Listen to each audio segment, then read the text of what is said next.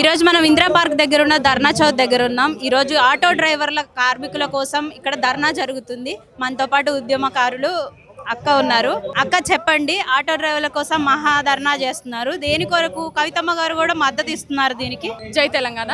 ఏదైతే 263 జీవోని ప్రవేశపెట్టి ఎలక్ట్రికల్ ఆటోలను తీసుకొచ్చి ఈరోజు 5 లక్షల కార్మికుల పొట్ట మీద కొట్టాలని చెప్పేసి రేవంత్ రెడ్డి గారు ఏదైతే నిర్ణయం తీసుకున్నారో ఆ నిర్ణయానికి వ్యతిరేకంగా ఈ రోజు ఇక్కడ ధర్నా కార్యక్రమానికి పిలుపునిచ్చినాం. మరి కాసేపట్లో కవితమ్మ గారు రాబోతున్నారు. ఈ రోజు తెలంగాణ రక్షణ సేన ఒకటే అడుగుతుంది, మీకు నిజంగా కూడా చిత్తశుద్ధి ఉంటే ప్రతి కుటుంబానికి తెలంగాణ ప్రజలకు మీరు న్యాయం చేయాలనుకుంటే ఎలక్ట్రికల్ ఆటోలు ఎందుకు తీసుకురావాలి?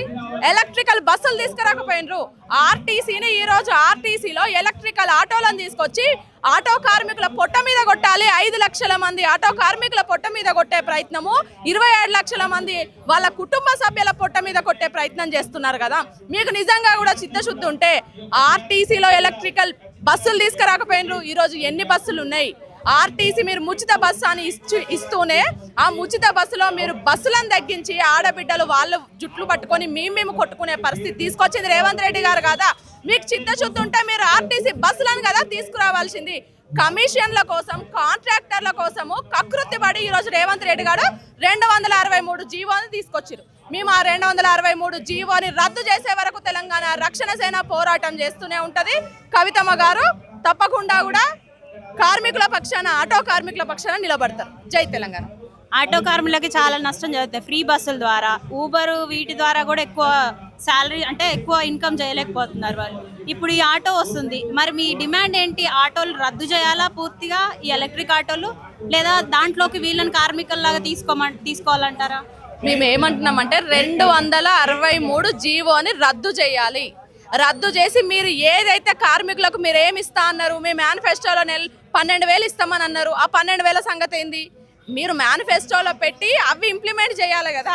మీరు ఫ్రీ బస్సు తీసుకొచ్చి బస్సులను తగ్గించి ఆడబిడ్డలకు లొల్లులు పెట్టి ఈడ కార్మికులను రోడ్డు పాలు చేసిరు.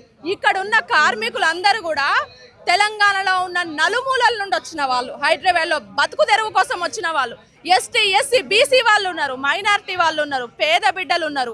ఇక్కడ కార్మికులు అందరూ కూడా పొట్ట చేత పట్టుకొని వచ్చిన కార్మికులు ఉన్నారు. వాళ్ళ పొట్ట మీద కొట్టడం ఎంతవరకు న్యాయము? రేవంత్ రెడ్డి గారు తప్పకుండా ఆటో కార్మికులందరూ మీ ప్రభుత్వాన్ని గూలగొడతారు. అందుకే మీ నిర్ణయాన్ని వెనక్కి తీసుకోండి. 263 జీవోని వెంటనే రద్దు చేయండి అని చెప్పేసి తెలంగాణ రక్షణ సేన డిమాండ్ చేస్తుంది. ఇప్పుడు జీవోని రద్దు చేయకపోతే ఎంత దూరం అన్న వెళ్ళగలుగుతారు? డెఫినెట్గా కవితమ్మ గారు ఏ పోరాటం చేసినా కూడా విజయం సాధించే వరకు వెనక్కి తిరగరు. ఈ ఆటో కార్మికులకి ఆ 263 జీవోని రద్దు చేసేంత వరకు కూడా వాళ్ళ పక్షాన మేము ఉంటాం, వాళ్ళతో కలిసి పోరాటం చేస్తాం. రేవంత్ రెడ్డి గారి ప్రభుత్వం మెడలు వంచి మేము తప్పకుండా ఆటో కార్మికుల హక్కులను సాధిస్తాం. ఓకే అక్క, థ్యాంక్ యూ. తెలంగాణ.